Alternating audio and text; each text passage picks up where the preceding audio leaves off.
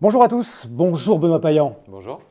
Vous êtes ce matin l'invité de la grande interview. Nous sommes en direct sur la page Facebook de la Provence, mais aussi sur laprovence.com. Benoît Payan, le 7 janvier 2020, vous renonciez à être candidat et pourtant, moins d'un an plus tard, le 21 décembre, vous êtes devenu le maire de Marseille au terme d'un incroyable feuilleton à rebondissement, mêlant crise sanitaire, affaire des procurations, le succès de votre camp d'union de la gauche, le printemps marseillais, puis le retrait en décembre de sa chef de file, Michel Rubirola. Bref, vous voilà aujourd'hui dans le fauteuil de Jean-Claude Gaudin, dont vous avez été le premier opposant pendant des années. Il suffit d'ouvrir la Provence ce matin pour lister tous les sujets dont on a envie de parler avec vous. La crise à l'OM, la garde à vue de Jean-Claude Gaudin, votre face-à-face hier avec Martine Vassal à la métropole. Et puis, il y a aussi les finances, le logement, les écoles. On va essayer de tout aborder. Mais avant de parler de tout ça, Monsieur Payan, on sait que vous êtes socialiste, que vous avez 43 ans. Mais au-delà de tout ça, qui êtes-vous vraiment, Benoît Payan ? Je suis un Marseillais. Je suis un Marseillais né à Marseille, amoureux de cette ville. Et je suis le maire de tous les Marseillais, au service des Marseillaises et des Marseillais. Parce que c'est ma mission et parce que c'est ainsi qu'il faut le voir. On passe aujourd'hui à une autre époque.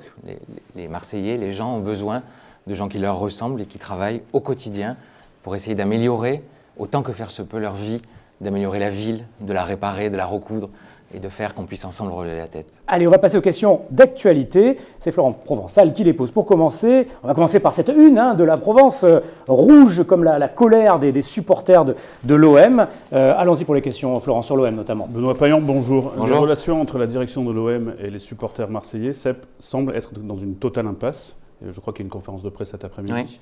Que peut faire le maire de Marseille pour apaiser ces tensions ? Il doit apaiser la situation. C'est mon rôle et c'est ce que je fais, c'est ce que j'ai fait. Moi, j'ai demandé au président de l'Olympique de Marseille d'arrêter de mettre de l'huile sur le feu, de mettre tout le monde autour de la table et surtout de retirer ces mises en demeure. On ne peut pas punir parce qu'une dizaine d'excités, de fous furieux ont saccagé la commanderie. On ne peut pas punir des dizaines de milliers de supporters. Les supporters, c'est l'âme du club, c'est l'âme de la ville. Les supporters, c'est ce 12e homme qui nous a souvent fait gagner des matchs qui fait partie de l'histoire de la ville de Marseille. On ne peut pas le balayer d'un trait de plume ou d'un revers de la main. Ça ne peut pas exister. Et donc, Jacques-Henri Hérault doit comprendre qu'il est à un moment particulier de l'histoire. Le club ne va pas bien, on a de mauvais résultats, ça ne va pas. Et le moment est mal choisi, la méthode n'est pas la bonne. Et donc, on doit faire de l'avant. Il lui appartient aujourd'hui de mettre autour de la table tout le monde, en faisant un premier pas. Et vous pensez que ça sera suffisant de retirer cette mise en demeure, d'abord, par ça exemple ? commence par ça. Vous pensez que les supporters auront encore envie de discuter ? Ça doit commencer par ça.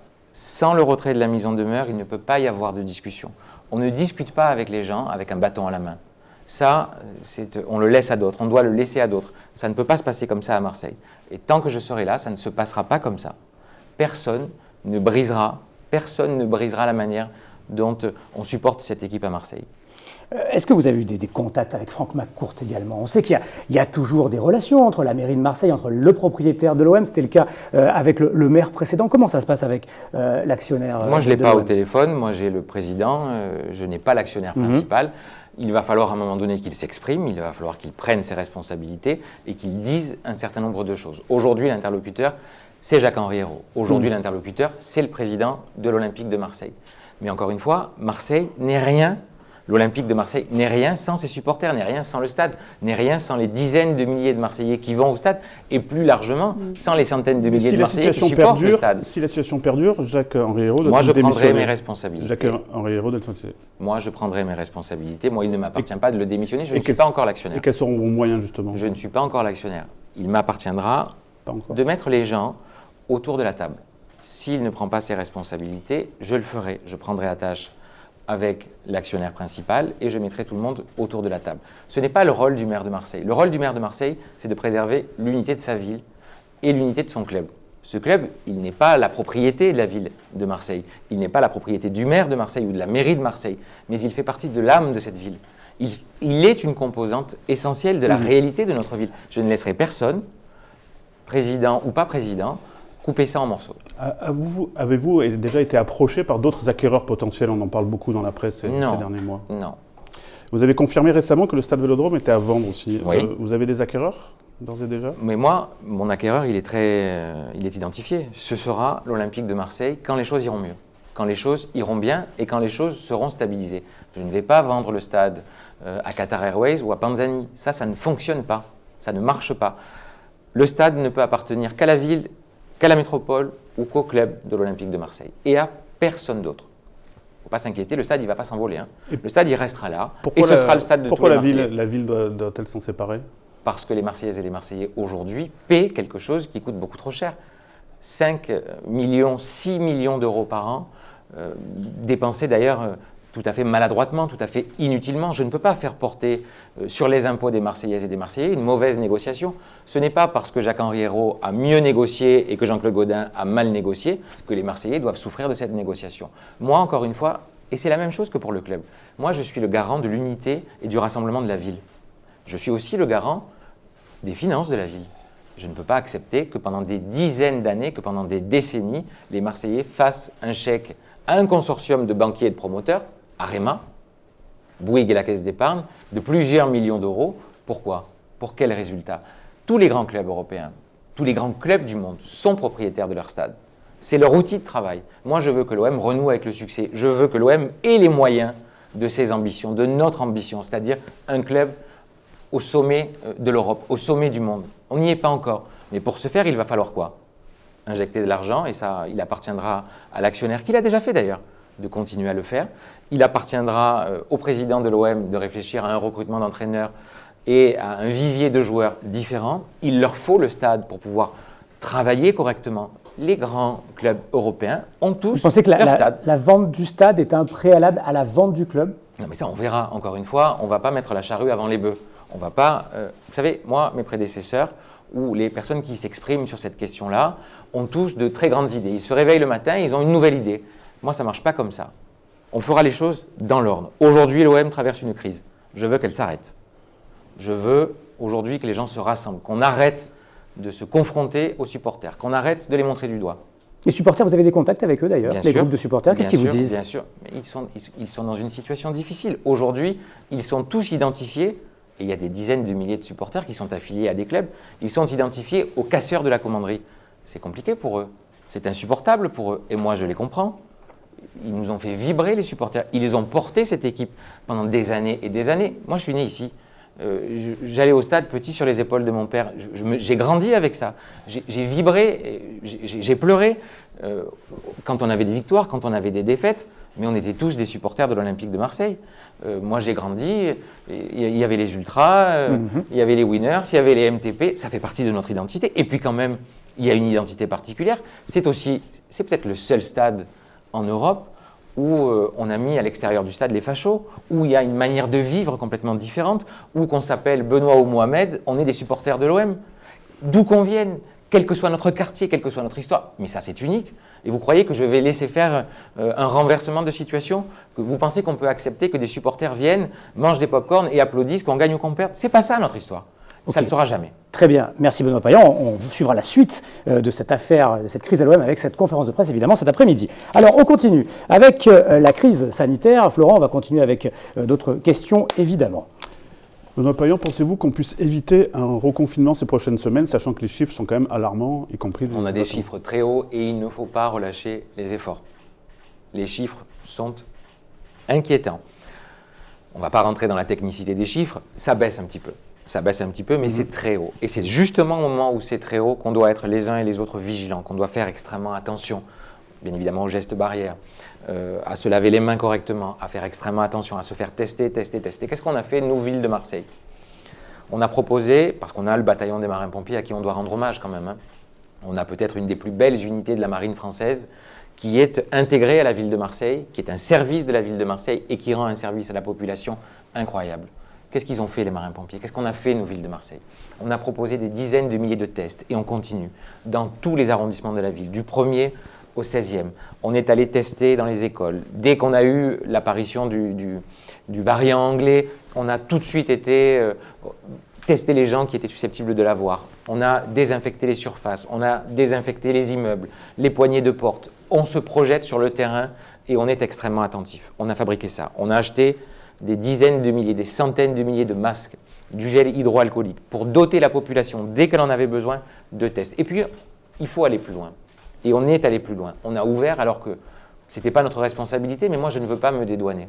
Et je veux faire des choix qui servent la population. On a ouvert le plus grand centre de vaccination qui est la mairie. La mairie, elle n'avait jamais été ouverte aux Marseillaises et aux Marseillais. Mais aujourd'hui, les Marseillais peuvent venir se faire vacciner à l'hôtel de ville. Ils téléphonent à la mairie, et ils se font vacciner. L'État vous a-t-il assez aidé pour cette crise? Mais pas assez, mais je ne veux pas encore une fois renvoyer la responsabilité. Non, peut-être que l'État ne nous a pas encore assez aidés, ne nous aide pas assez. Bien évidemment que, vous savez, il y a un dicton qui dit « aide-toi et le ciel t'aidera Oui. ». Je ne veux pas y croire à ça. J'ai envie qu'il y ait de la solidarité nationale. Marseille, c'est la 2e ville de France, elle mérite d'être aidée. Bien évidemment que j'aimerais qu'il y ait plus de vaccins. Moi, j'ai la capacité, grâce aux médecins de la ville de Marseille, grâce aux marins-pompiers, grâce aux volontaires aussi, parce qu'il y a aujourd'hui des personnels soignants qui sont volontaires pour venir vacciner les gens. J'ai la possibilité d'ouvrir le stade Vélodrome, on en parlait il y a quelques instants, pour que les Marseillais puissent se faire soigner. Il y a de grands parkings, il y a des bus, il y a des métros. Mais je n'ai pas les vaccins. Si j'avais les vaccins, j'aurais ouvert le stade ce matin, hier, il y a une semaine. Je l'ouvre demain matin s'il faut. Je le mets à la disposition des autorités sanitaires. Vous n'avez aucune visibilité sur les vaccins? En réalité, l'État n'a pas lui-même de visibilité. Pourquoi? Parce que les laboratoires qui jouent quand même un jeu qui est quand même vraiment dangereux, aujourd'hui ne nous livrent pas les vaccins, ne livrent pas les vaccins à l'État. L'État devrait mettre la pression encore plus fort sur la vaccination. On est en train de vivre une pandémie mondiale. Et on est en train de voir quelques laboratoires aujourd'hui se garder précieusement les brevets pour faire de l'argent, pour faire du fric. Excusez-moi de parler comme ça n'est pas mon habitude, mais je ne le supporte pas. Excusez-moi, je vais au bout. Je pense que l'argent n'a rien à faire au milieu. On vit une crise centenaire. Des gens meurent tous les jours. La vie est arrêtée, la culture est arrêtée, l'économie est arrêtée, les bars, les restaurants sont arrêtés. On est sous couvre-feu et on a quelques laboratoires qui font chanter des États. Ça, il va falloir qu'on en tire des conséquences. Et il appartient à l'État d'arrêter ce qui est en train de se passer. Justement, vous parliez de culture. La ministre Roselyne Bachelot a autorisé les concerts de 5000 places assises pour cet été. Cela vous semble tenable pour un festival comme Mars Attack, par exemple? Ça, il faudra le voir justement avec les organisateurs du festival. Encore une fois, il ne s'agit pas de faire n'importe quoi. On a des organisateurs de festivals qui sont des gens responsables, qui ont fait des propositions depuis des semaines et des semaines pour dire voilà comment on peut organiser le festival, voilà de quelle manière on sera en sécurité pour venir dans un festival, pour écouter de la musique, pour regarder du spectacle vivant, pour regarder du théâtre. On a besoin d'avoir une vie qui reprend son cours. On ne peut pas rester indéfiniment. On est très content de lire la Provence tous les matins, mais ça ne peut pas être l'horizon indépassable de la vie. On a besoin de renouer avec une vie normale. Vous avez justement lancé des états généraux de la culture, je crois, le 27 janvier. Oui. Vous en êtes où? On attendait un manifeste. On est en train justement de l'écrire, mais vous savez, encore une fois, la différence entre moi, entre notre équipe et les autres, c'est qu'on ne fait pas de la communication pour faire de la communication. Il y a des gens qui viennent vous voir, Monsieur Provençal, pour vous dire on va lancer un manifeste, on le lance en termes de communication et c'est terminé.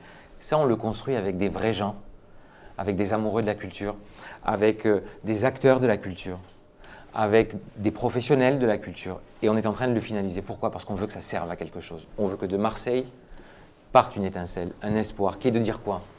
Dans ce qu'on est en train de vivre, qui est un des moments les plus bouleversants du monde et de l'humanité. On n'avait pas connu une crise aussi violente depuis des décennies.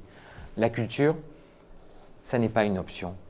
Ça n'est pas quelque chose qui vient comme ça de temps en temps. La culture, c'est essentiel parce qu'on a besoin de se retrouver, de se ressourcer. On a besoin de s'aimer, de se toucher, de se confronter, de s'interroger. C'est ça la culture. Et donc ce manifeste, qui est quasiment finalisé, il va être envoyé à tous les acteurs de la culture marseillais. Dans cette prochaine On va semaine, leur proposer, dans les jours qui arrivent, même pas dans les prochaines semaines, cette semaine. Dès cette semaine. Et ensuite, ils vont le signer, pour ceux qui voudront le signer. Et ensuite, on va proposer aussi aux Marseillais de le signer. C'est-à-dire que la ville de Marseille va mettre à disposition de tous les Marseillais, voilà, quelle que soit leur histoire, d'où qu'ils viennent, ce manifeste pour dire au pays, à la nation, réouvrez. Faisons en sorte de pouvoir le faire. On le voit, regardez. Roselyne Bachelot propose que les festivals soient réouverts avec des jauges à 5000. Ça veut dire qu'on sait qu'on peut le faire, mais il faut aller plus vite. Parce qu'il y a des structures qui ne s'en relèveront pas. Il y a des structures qui ne vivront plus et qui vont mourir. Et ça, je ne veux pas. Allez, on enchaîne vite parce que le temps passe très très vite. On passe maintenant à la partie élection puisque 2021 est toujours une année électorale. Et 2022, on va commencer par la présidentielle. Et 2022. La gauche a déjà beaucoup de candidats potentiels pour l'élection présidentielle. Quel est selon vous le candidat idéal pour troubler ce que tout le monde annonce, un second tour, Le Pen-Macron? Oui, bon, d'abord, ce qu'on annonce à l'avance, vous savez, Moi, je vous invite à relire votre journal. Moi, je le fais souvent. C'est-à-dire qu'on regarde ce qui se passe. Quand on regarde ce que vous écrivez ou ce que les commentateurs ou les politiques disent 6 mois ou 1 an avant, on n'est jamais dans la réalité. Et donc, celles et ceux qui me disent, voilà, le deuxième tour de la présidentielle, c'est Macron-Le Pen, sont des prophètes. Mais des prophètes qui, en général, tapent à côté. Moi, je ne sais pas ce qui va se passer. Alors, le rôle de la gauche. Juste, le rôle de la gauche. Le rôle de la gauche, c'est justement de s'unifier.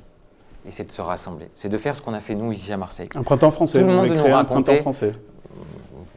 C'est une belle image, monsieur Provençal, il faudra peut-être le proposer, je n'en sais rien. Tout ce que je sais, c'est qu'ici même, tout le monde nous disait c'est pas possible. Évidemment, c'est Martine Vassal qui va gagner les élections, la droite va gagner la mairie de Marseille, c'était déjà inscrit, sauf qu'avec de la volonté, avec de la force, avec nos moyens, vous savez,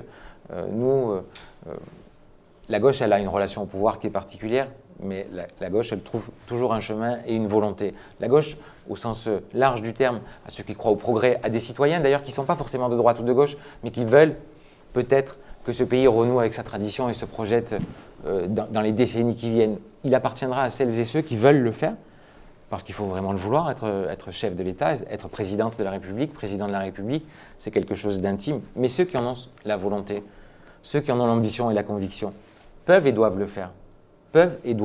C'est-à-dire se rassembler et chercher la meilleure ou le meilleur pour pouvoir gouverner ce pays. En attendant, il y a les élections départementales et régionales dans quelques mois. Justement, ce printemps marseillais peut-il être un exemple pour la gauche ? Je le crois. En tout cas, moi, je suis persuadé qu'il va falloir aligner les planètes et il appartiendra à celles et ceux qui veulent changer le destin de la région ou du département de le faire. Et c'est ce qu'ils sont en train de faire. Moi, je ne m'occupe pas d'élections, je ne veux pas m'occuper de politique. Je suis le maire de tous les Marseillais. Moi, j'ai un travail, j'ai une mission, c'est de m'occuper de ma ville et de faire en sorte que les choses se passent bien. Moi, j'aiderai toutes celles et tous ceux qui veulent changer les choses, qui veulent relever la ville et ce territoire. Néanmoins, c'est ça mon rôle. Vous êtes conseiller départemental sortant et leader de la gauche marseillaise, voire de la gauche provençale. Je suis maire de Marseille. Vous allez jouer un rôle Je jouerai le rôle qui sera le plus utile, encore une fois. Je serai utile à ce qu'il puisse y avoir du changement. Parce que je crois qu'on peut changer les choses. Je crois qu'il y a des femmes et des hommes, qu'ils arrivent des partis ou pas d'ailleurs. Ce n'est pas qu'une question de parti politique. Cette vieille politique où on voit les partis se confronter, pour moi, elle n'a plus de sens. Aujourd'hui, on le voit, dans la majorité municipale, on a des gens qui n'avaient jamais fait de politique.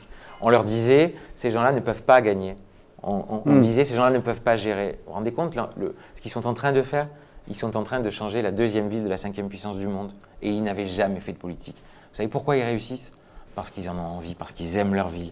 Eh bien, pour les départementales et pour les régionales, c'est pareil. Allez, on reste sur l'actualité. On parle un petit peu de Jean-Claude Gaudin, votre prédécesseur. Le jour de votre élection, le 21 décembre, il a écrit dans un communiqué, j'ai constaté, en parlant de vous, qu'il possédait les qualités nécessaires pour occuper cette fonction.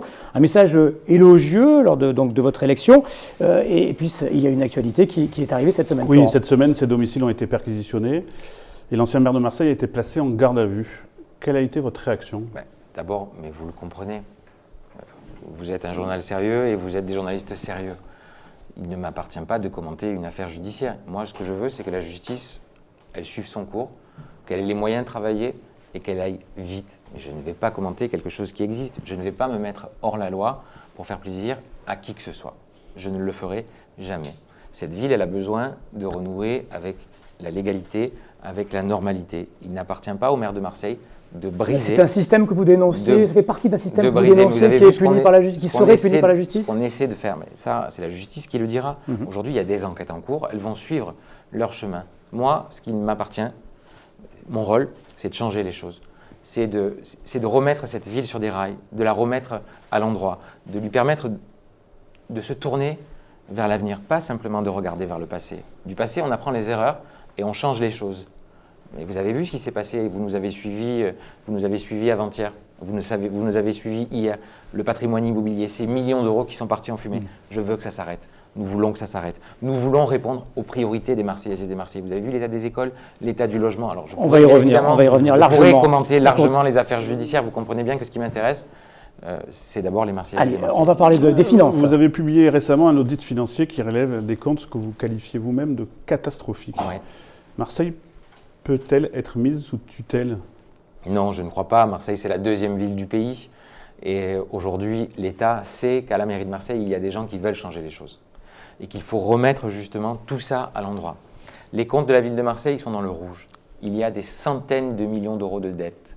plus d'1 milliard d'euros de dette, 1,5 milliard d'euros de dette. Il y a des capacités financières anéanties. Il y a une situation catastrophique, je vous l'ai dit. Une dette immense, des capacités financières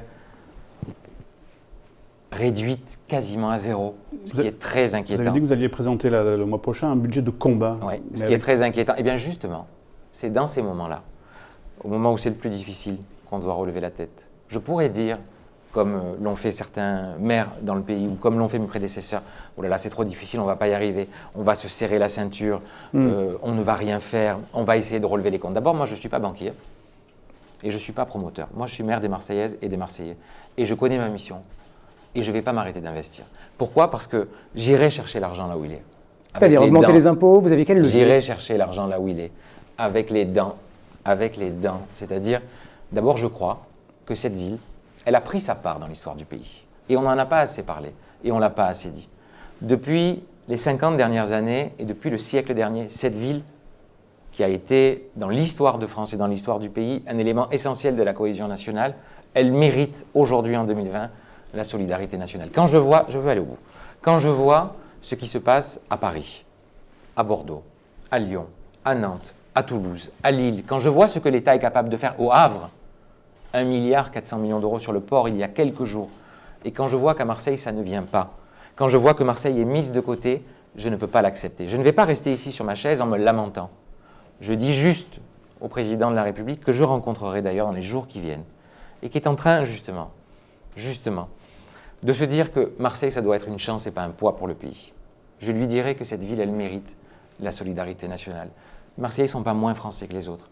Ils méritent, comme les autres, des milliards d'euros pour les transports, pour l'école, pour l'éducation, pour le logement. C'est fini le temps où on devait se débrouiller seul, où Marseille était le bonnet d'âne de la France. C'est fini. Marseille va reprendre sa place. Marseille va être de retour. Et donc oui, il faut aller au département pour dire à Martine Vassal, que Marseille, c'est une ville du département, comme Roquefort-la-Bédoule, comme Carnoux, peut-être un peu plus grande, peut-être un peu plus importante, et qu'elle mérite, elle aussi, la solidarité. Dire à Martine Vassal, comme ça s'est passé hier à la métropole par exemple, en effet, c'est très bien de faire un plan de relance avec 3,8 milliards d'euros. Maintenant, il faut qu'elle nous pose des questions et qu'elle nous demande, parce que je pense qu'elle s'est aperçue qu'il y a eu des élections et qu'aujourd'hui, il y a des Marseillais qui veulent changer le destin de leur ville. Il faut qu'elle nous dise qu'est-ce que sont vos priorités, que vous demandent les Marseillaises et les Marseillais, vers où vous voulez aller. Et là, même si la situation est difficile, on réussira. Même si c'est compliqué, et c'est parce que c'est compliqué qu'on réussira. Quand elle propose de l'argent, par exemple, pour le tramway, le métro, c'est pas dans vos projets? Mais justement, mais comme vous êtes, je vous le disais tout à l'heure, mais ne croyez pas que je vous fasse trop de compliments ce matin, vous êtes quelqu'un qui a un œil acéré sur la réalité. Vous et moi, Monsieur Provençal, on sait que ce qui nous est proposé n'est pas ce qu'on veut. Vous croyez vraiment qu'en 2021, il s'agit de mettre des centaines de millions d'euros pour un tramway qui va vers les Calanques ou vers la mer? Vous ne pensez pas plutôt qu'il faut s'ouvrir vers la métropole, s'ouvrir vers le reste du monde, aller vers l'hôpital Nord, aller vers l'université, aller vers l'aéroport? Où est-ce que ça manque de transport aujourd'hui dans la métropole et dans la ville de Marseille? Vous pensez que le sujet, c'est d'envoyer un tramway en Doum? D'ailleurs, les habitants, je ne suis pas d'ailleurs sûr qu'ils veuillent vraiment un tramway. Au contraire, la priorité des gens, c'est quoi? C'est de faire une ville où tout le monde puisse vivre. C'est de faire une ville où on puisse avoir une offre de transport cohérente. On a aujourd'hui 2 lignes de métro, 2 lignes de tramway. On est en 2021. Mais on n'est pas une sous-préfecture d'un petit département du pays. On est la 2e ville de la 5e puissance du monde. Et vous pensez qu'il s'agit pour nous simplement de repeindre le métro, de mettre 580 millions pour refaire les rames? Bien sûr qu'il y a des choses à faire pour la mise en accessibilité. Il y a les personnes à mobilité réduite qui ne peuvent pas rentrer dans le métro. Bien sûr qu'il faut faire ces travaux. Mais avec 580 millions d'euros, on pourrait en faire des stations de métro, on pourrait en faire des stations de tramway. Bien évidemment qu'il sera magnifique. On pourrait même faire un tramway magnifique. Même des nouvelles stations de métro magnifiques. Pour revenir sur le budget, pas de crainte, vous n'avez pas augmenté la pression fiscale, notamment la taxe foncière des Marseillais dans les temps qui arrivent. Mais moi, je me suis assez battu pour dire que les choses n'étaient pas justes à Marseille. Aujourd'hui, le système marseillais fait que les impôts ne sont pas justes. Aujourd'hui, quelqu'un qui a un T3 à la Belle de Mai ou à Félix Piat, et je sais que vous connaissez ces endroits, abandonnés pendant des années, notamment par l'ancienne majorité municipale. Aujourd'hui, quelqu'un qui a un T3 paie plus de taxes foncières que quelqu'un qui a un T3 à Mermoz. Est-ce que vous pensez que c'est juste? Est-ce que vous pensez que c'est correct? Je vous le dis en exclusivité, j'ai écrit au président de la République la semaine dernière pour lui dire que ça ne pouvait pas continuer, pour lui dire qu'on devait revoir les bases, pour lui dire je souhaite que Marseille, dans la refonte des bases, c'est un système complexe dont on parlera peut-être un peu plus tard, soit un territoire pilote. Parce que dans cette situation, moi... Donc on parle là du calcul de la taxe foncière. Hein, moi, dans cette situation, je ne rajouterai pas de l'injustice à l'injustice. Je veux de la justice fiscale. Quand on augmente les impôts et qu'ils les augmentent plus à Félix Piat qu'à Mermoz, on fait quelque chose d'injuste. Ça, c'est Jean-Claude Gaudin et ses amis, même si je ne veux pas parler de l'ancien maire, aujourd'hui il ne fait plus de politique. C'est Martine Vassal et ses amis, c'est l'ancienne majorité qui a fait ça. Ces gens-là ont augmenté 7 fois les impôts. Et je suis très curieux de savoir ce qu'ils vous ont dit à chaque fois qu'ils l'ont fait et qu'ils ont levé la main. 7 fois les impôts sur les 12 dernières années. Ils ont fait de Marseille la ville la plus imposée à la taxe d'habitation. Pour quel résultat? Vous avez vu l'état des écoles? Vous avez vu l'état des stades et des piscines? Justement, on va en parler. On va parler dans cette deuxième partie de cette émission, vous pouvez voir une goutte d'eau si vous voulez. Je vous rappelle qu'on est en direct sur laprovence.com, que Michael Lévy va succéder à Florent Provençal sur ce fauteuil dans le rôle d'intervieweur. Merci, monsieur Provençal. On fait attention à respecter, Michael peut venir nous rejoindre, on fait attention à respecter, il faut juste enlever le micro. Bien séparé avec les vitres. On fait attention à respecter avec les vitres. On avait tous les masques juste avant que vous vous installiez, évidemment. Et on va commencer par parler, évidemment, de ces grèves de cantine à répétition qui empoisonnent le quotidien de beaucoup de parents à Marseille. Hein. Alors, Michael Lévy va vous poser la première question dans quelques instants. C'est vrai que c'est très difficile de suivre les aléas de ces grèves de cantine pour les parents à Marseille. Oui, en effet, Monsieur Payan, bonjour. Les Monsieur vacances Lévy. scolaires commencent ce soir, un soulagement pour les parents, notamment pour les cantines. Vous avez récemment signé un protocole d'accord pour la continuité du service public. Objectif, limiter le blocage des cantines. Un protocole qui a été dénoncé par certains syndicats, la CGT, le FSU. Il sera effectif à la rentrée en mars prochain, ce protocole. Oui. Concrètement, ça va se passer comment? Il y aura beaucoup moins, vous avez des chiffres un peu? D'abord, ce que je dois vous dire, c'est que moi, je regarde les chiffres au jour le jour. Le rôle d'un maire, quand il entre dans son bureau, c'est de se demander ce qui se passe dans ses écoles. Parce que c'est la première des compétences. S'occuper des tout-petits, ça aurait dû être, Monsieur Lévy, pendant les 25 années qui viennent de se passer, la principale préoccupation du maire et de ses adjoints. Ça ne l'a pas été, dont acte. Et donc, on hérite d'une situation calamiteuse, catastrophique. Vous avez vu l'état des écoles, vous avez vu l'état du personnel qui est en train justement, ce personnel de la ville de Marseille, laissé en déshérence, des gens à qui on n'a pas parlé pendant 25 ans, des gens qu'on a laissé végéter pendant 25 ans dans une administration qui ne les a pas formés, qui n'a pas eu la moindre attention pour eux. On les laisse aujourd'hui supporter un protocole sanitaire dur, drastique, Monsieur Lévy. Dans quel restaurant du monde on impose à des gens dont ça n'est pas le métier de faire 5, 6, 7 services par jour? Dans quel restaurant du monde on impose à des personnels dont ça n'est pas le métier de servir 250, 300, 400 verres d'eau dans 5, 6, 7 services sans qu'il n'y ait de discussion, de compensation, d'aide? Alors qu'est-ce qu'on a fait? On a embauché, au moment où je vous parle, 400 personnes pour venir en renfort. Mais ça ne suffit pas. Pourquoi? Parce que les choses sont compliquées et difficiles. Bien sûr qu'il y a la question des grèves, mais il n'y a pas que ça. Vous, ici, à la Provence, vous avez du personnel en ASA, c'est-à-dire du personnel qui est fragile et qui ne peut plus travailler à la Provence parce qu'ils ont des pathologies qui font qu'ils doivent être à la maison pour se protéger.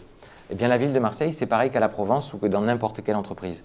Et dans les écoles, c'est la même chose. Et donc, moi, j'ai des centaines d'agents qui ne peuvent plus travailler.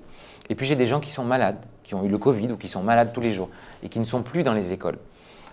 On a quasiment 500 écoles.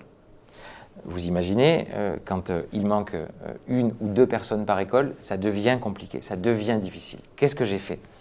J'ai pris la décision, parce qu'il faut comprendre la difficulté et que je comprends d'abord les parents, parce que eux, tout ce qu'ils veulent, c'est que les petits puissent manger à l'école et qu'ils puissent manger correctement. J'ai pris la décision de dire quoi? J'ai 2 solutions. Ou je tape comme un sourd sur les personnels de la ville de Marseille en racontant n'importe quoi, et c'est très facile. C'est-à-dire, je prends les parents à témoin et je dis ces gens-là ne font rien, c'est des incapables, et vous allez voir ce que vous allez voir. Ça va nulle part. On se fait plaisir, mais on va nulle part. Soit je prends le taureau par les cornes. moi, le mercredi, il n'y a pas cantine. Eh bien, le personnel, il va souffler le mercredi. Et il y a des contreparties, c'est-à-dire, je veux que vous cravachiez le lundi, le mardi, le jeudi et le vendredi. Pendant les vacances, il n'y a pas les petits à l'école. Je dis au personnel, ok, vous pourrez prendre des vacances, il n'y a pas de problème, parce qu'elles le méritent. Mais vous serez là et vous allez donner du vôtre. Et c'est ce qui commence à se passer. Et Monsieur Lévy, on avait la semaine dernière jusqu'à 150 cantines fermées. À partir du moment où j'ai pris cette décision, on avait, par exemple, hier, 2-3 cantines. C'est trop, hein. Avant-hier ou mardi, 2 cantines fermées. C'est beaucoup trop, j'en veux 0 à la fin. Mais ça veut dire que ça marche. Et ça veut dire qu'avec du dialogue et quand on y met les moyens, ça veut dire que ça marche. Ça veut dire qu'il faut de la considération. Et puis, il va falloir, dans les années qui viennent, embaucher correctement. Il va falloir faire un plan pluriannuel de recrutement. Et puis, même si, je vous le disais, je n'ai pas envie de regarder ce qui s'est passé pendant les années qui viennent de se passer, je veux quand même qu'on dise aux Marseillaises et aux Marseillais la réalité de la situation. J'ai lancé une commission d'enquête sur les écoles. Parce qu'il va bien falloir qu'on nous dise exactement ce qui s'est passé. Qui a recruté qui? Le personnel des écoles de la ville de Marseille, il n'est pas arrivé par enchantement. Il s'est bien passé quelque chose.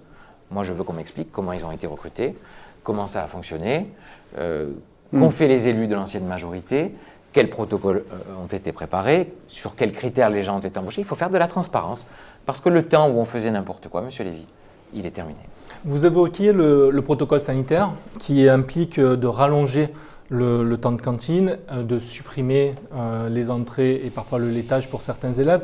Les parents disent que ce n'est pas sain, que ce n'est pas équilibré et surtout ils déplorent aussi que le prix reste le même pour parfois un repas froid ou au rabais. Est-ce que vous avez demandé à la Sodexo de baisser la facture? Sodexo qui a la délégation de service public. Qui a la délégation de service public. Sodexo, c'est une grande entreprise qui a le marché de la restauration scolaire de la ville de Marseille depuis des années. Jusqu'en 2024. 26. Et donc, pour remettre les choses dans leur contexte, ce marché-là, c'est le plus gros marché de restauration collective d'Europe. C'est-à-dire la ville de Marseille a le plus gros marché de restauration collective d'Europe. Même en Allemagne, dans l'industrie automobile, il n'y a pas autant de repas qui sont servis. Marseillaise, hein. Entreprise marseillaise, grande entreprise marseillaise, qui en réalité a répondu au marché que mes prédécesseurs lui ont fait faire. Moi, je veux qu'on sorte de ce monopole et je veux qu'on sorte de ce système. Vous trouvez que les repas servis aux écoliers ne sont pas de bonne qualité? Pourquoi, vous avez déjà mangé à l'école? Je vous pose la question. Je vais vous inviter et vous me direz si c'est de Avec bonne plaisir, qualité. ouais. Vous allez voir, il y a un vrai problème. Pas parce que la Sodexo... C'est ce qui nous est remonté également. Hein. Pas parce que la Sodexo fait quelque chose de pas bon, c'est parce que le marché est mal fait. C'est parce que ce qui est demandé à la Sodexo, vous savez, si on demande à la Sodexo de faire un repas extraordinaire, ils arriveront probablement à faire quelque chose d'extraordinaire. Sauf que là, encore une fois, ça a été mal négocié. Ça n'a pas été gagnant-gagnant. Aujourd'hui, c'est inacceptable. Aujourd'hui, par exemple, je m'aperçois, quand je demande à la Sodexo de me donner une madeleine par élève, que la Sodexo me facture 200 000 €. Mais enfin, quand même, la Sodexo, elle a un rôle social. Elle pourrait prendre sa part dans cette histoire. J'ai bien compris qu'ils ont entendu que je voulais sortir du monopole. Mais ce n'est pas les élèves qui vont être punis. Hein.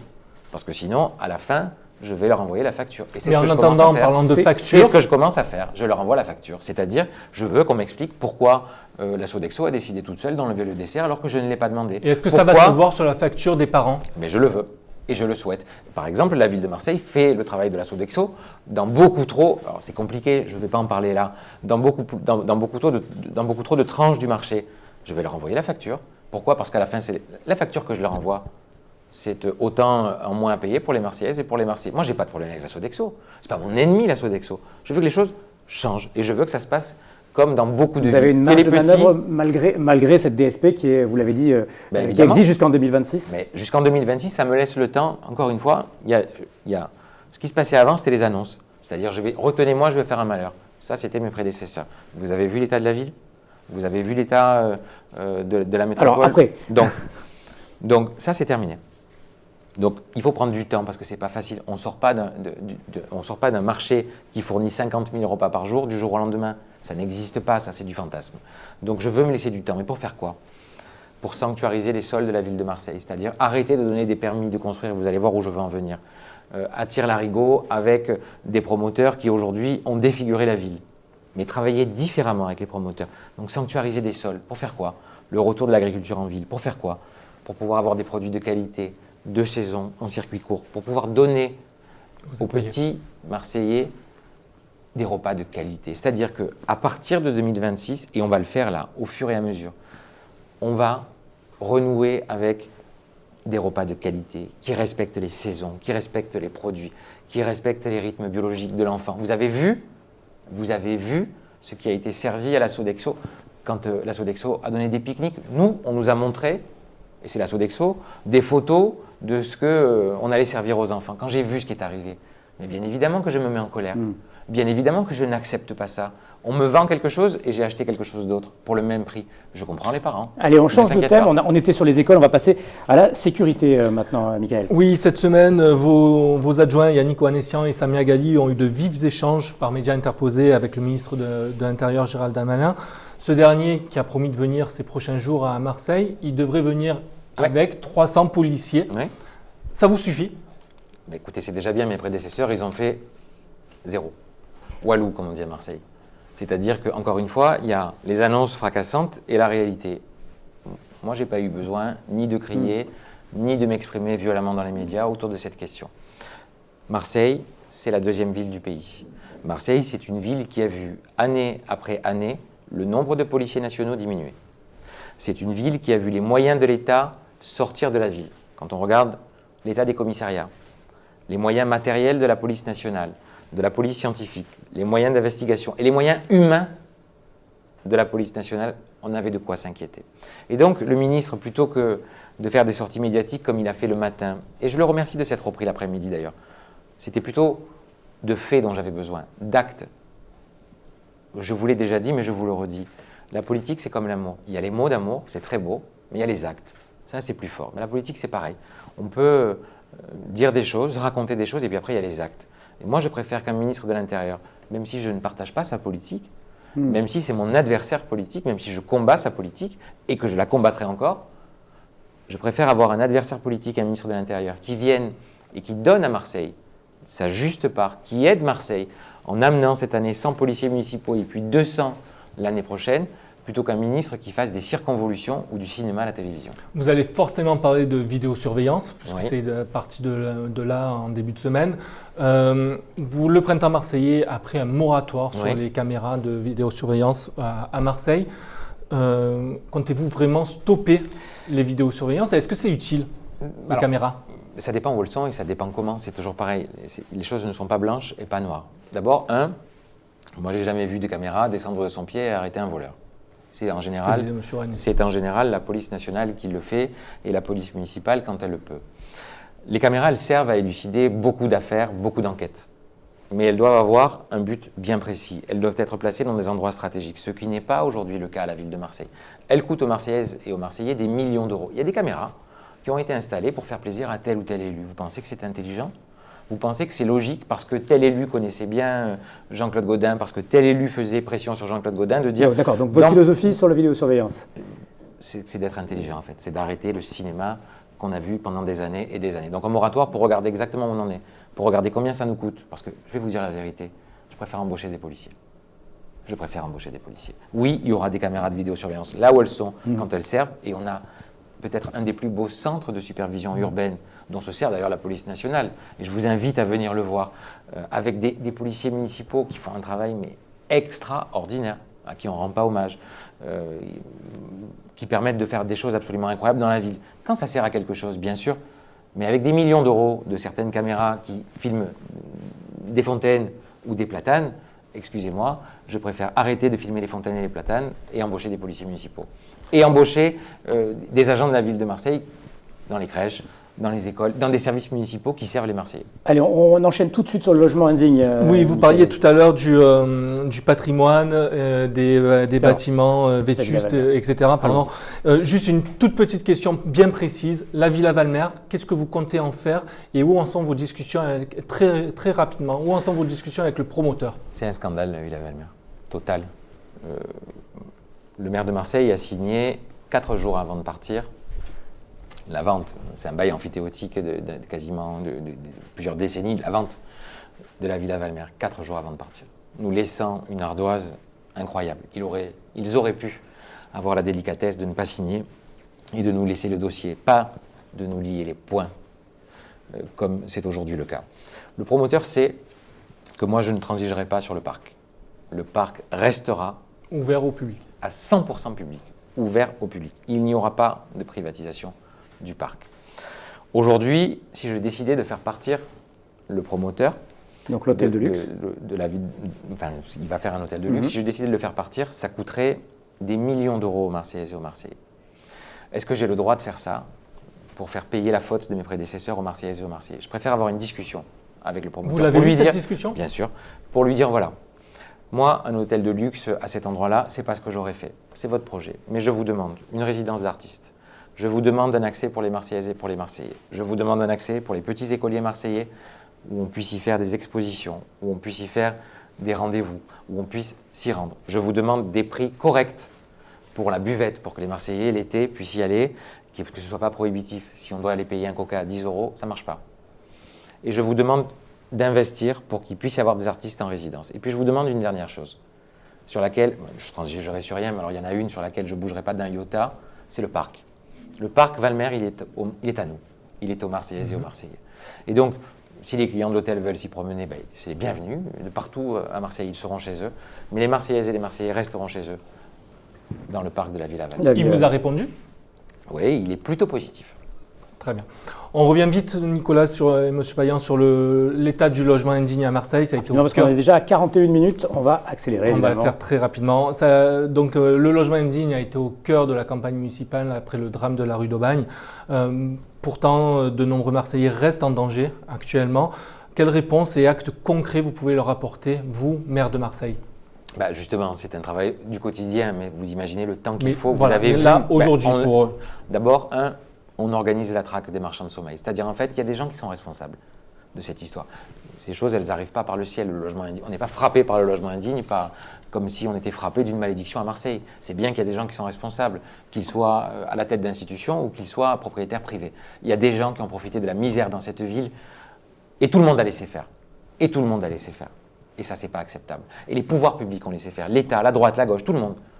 Et ça a fini par un drame. Et ça, c'est plus possible. Donc la première des choses que je dois faire et que je fais, c'est que j'exerce mes pouvoirs de police. Les marchands de sommeil, ils vont tous aller chez le procureur de la République. Je veux tous qu'ils soient poursuivis. Je veux tous qu'ils soient condamnés. Je veux que ce soit ces gens-là qui ne dorment plus. Excusez-moi d'en parler comme ça, mais il y a eu quelque chose qui s'est passé dans cette ville qui est une fracture, qui est un bouleversement. Et donc, je veux plus qu'ils dorment. On ne met pas en danger impunément des gens, des familles, les précaires, les gens les plus pauvres d'entre nous, comme ça, en s'en lavant les mains. Donc ça, c'est plus possible. Et puis ensuite, c'est mobiliser tout ce que je peux faire et tout ce que j'ai, avec les compétences qui sont les miennes, avec l'argent qui est le mien, c'est-à-dire pousser, c'est ce qu'on fait avec l'État, pour mettre tout le monde autour de la table, pour envoyer un grand plan de rénovation, à travers notamment la société publique, locale, d'aménagement d'intérêt national. C'est barbare ce mot, c'est compliqué, sauf que c'est quelque chose qui va nous permettre de tout mettre en commun. Et moi, je veux qu'on mette tout en commun pour que justement, il n'y ait pas de strate, qu'on dise c'est pas nous, c'est la métropole, c'est pas nous, c'est l'État, c'est pas nous, c'est le département. Là, il y a quelqu'un qui vient d'arriver, qui s'appelle Franck Caro, qui est quelqu'un qui connaît bien cette ville et qui aime cette ville et qui a une grande mission. C'est celle de tout faire pour réussir sur la question du logement indigne. Moi, je veux qu'on lui donne les moyens. Moi, je lui donnerai tout ce que je peux, toute ma force, tous mes moyens pour qu'on arrive à éradiquer le logement indigne. Ça va être long, parce que ça, c'est 50 ans de laisser aller. Ça va être long, mais on va le faire, on doit le faire. Très très rapidement, la rue d'Aubagne, en l'état actuel, on est le 19 février, qu'est-ce que vous comptez en faire? Des logements sociaux? Vous parlez de quoi? Pour la rue d'Aubagne, en haut de la rue d'Aubagne. Qu'est-ce que, avec la dent, vous parlez de l'endroit où les immeubles se sont notamment, le haut de la rue d'Aubagne. Il y a des projets de logements sociaux, il y a des... Non, moi, je ferai avec les habitants. Je ferai avec eux. Et c'est eux qui vont me dire un peu ce qu'ils veulent faire aussi.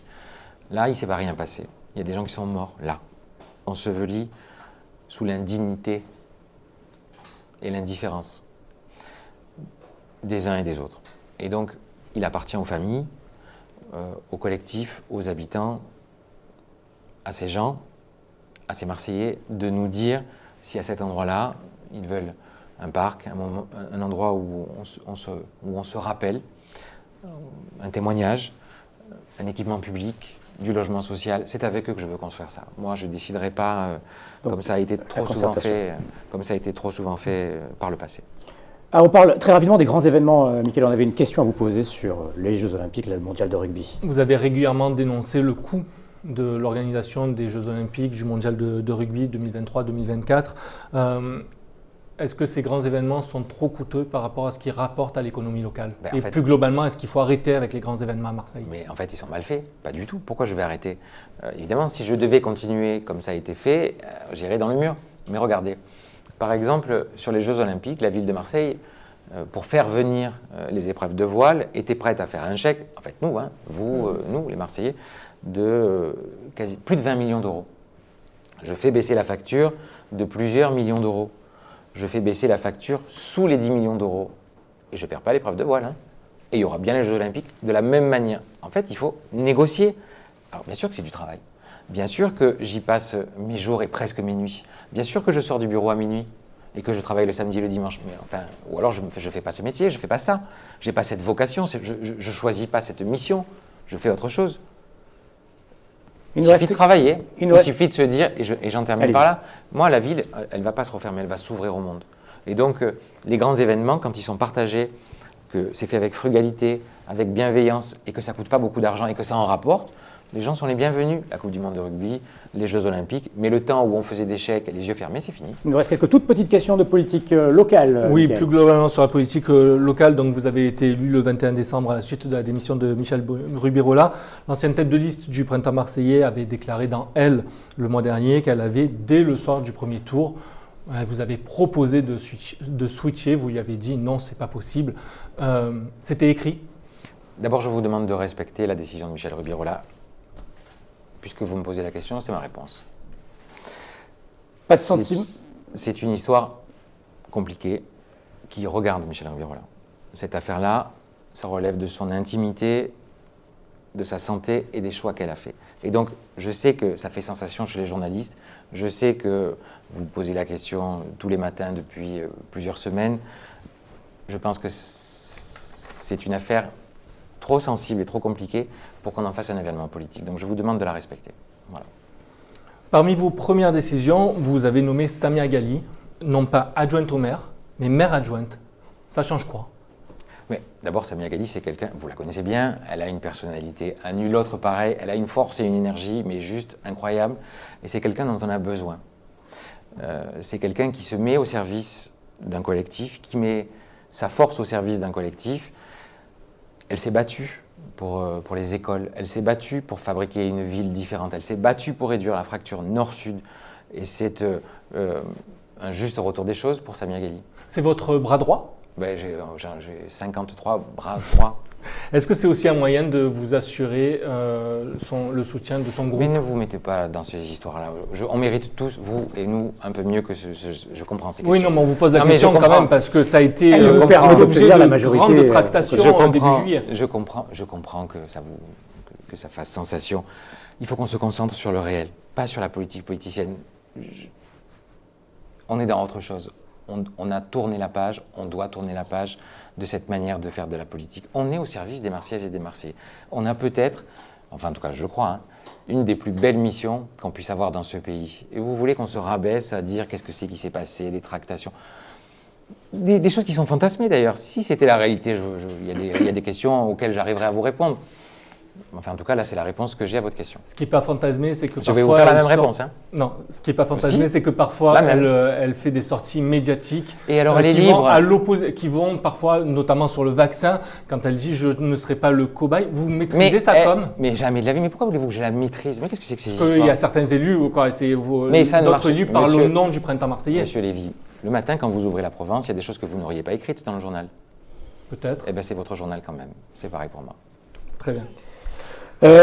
On va s'arrêter là, je pense, parce qu'on arrive à une durée d'émission qui, me le dit-on à l'instant, dans l'oreille, était de 50 minutes. Merci. Merci à vous. Benoît Payan d'avoir été avec nous en direct dans la grande interview. Vous retrouvez évidemment cette interview et ces 2 pages complètes demain matin dans La Provence. Merci à tous, très bonne journée. Merci.